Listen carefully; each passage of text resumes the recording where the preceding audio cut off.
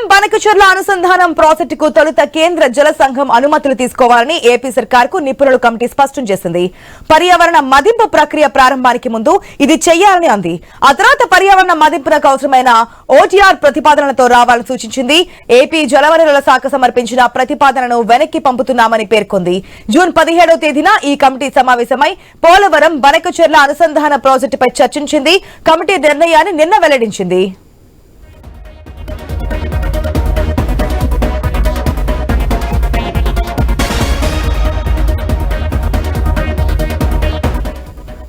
Banakacherla project 1980 Godavari నీటి వివాదాల tribunal అవార్డుకు వ్యతిరేకంగా ఉందని అనేక ఫిర్యాదులు అందాయి. గోదావరిలో వరద జలాల లభ్యతపై కేంద్ర జల సంఘం సహకారంతో అధ్యయనం చేయాలని సిఫార్సు చేస్తున్నట్లు కమిటీ ప్రకటించింది. గోదావరి బేసిన్లోని పోలవరం డ్యాం నుంచి నీటి లోతు ఉన్న బేసిన్ కు వరద జలాలు మళ్లించేందుకు పోలవరం బనకచెర్ల ప్రాజెక్టు చేపట్టాలని ప్రతిపాదించారు. పోలవరం ప్రాజెక్టుకు 2005 జనవరి 25న పర్యావరణ అనుమతులు మంజూరయ్యాయి.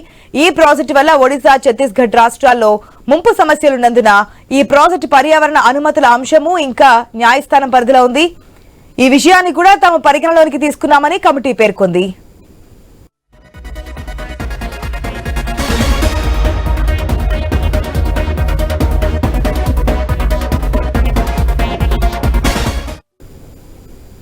పోలవరం బనకచెర్ల అనుసంధాన ప్రాజెక్టును 81,900 కోట్ల రూపాయల అంచనా వ్యయంతో చేపట్టేందుకు రాష్ట్ర ప్రభుత్వం ఏర్పాట్లు చేస్తోంది. ఇందులో భాగంగా ఇప్పటికే కేంద్ర జల సంఘానికి ప్రాథమిక నివేదిక సమర్పించింది.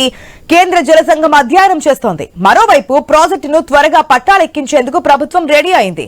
దీనికోసం పర్యావరణ మదింపు ప్రక్రియ చేపట్టేందుకు టీఓఆర్ కు అనుమతి కోసం కేంద్ర అటవీ పర్యావరణ శాఖకు సమర్పించింది. ఈ ప్రాజెక్టుపై తెలంగాణ రాష్ట్రం అభ్యంతరాలు వ్యక్తం చేస్తోంది.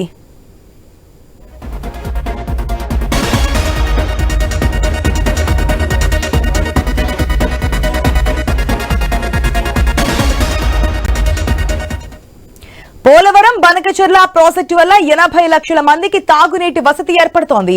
3 లక్షల హెక్టార్ల కొత్త ఆయకట్టు సాగవుతోంది.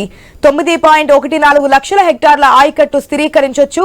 400 మెగావాట్ల విద్యుత్ ఉత్పాదనతో పాటు పరిశ్రమలకు 200 టీఎంసీల నీటిని సరఫరా చేయవచ్చని రాష్ట్ర జలవనరుల శాఖ కేంద్ర అటవీ పర్యావరణ శాఖకు సమర్పించిన నివేదికలో పేర్కొంది.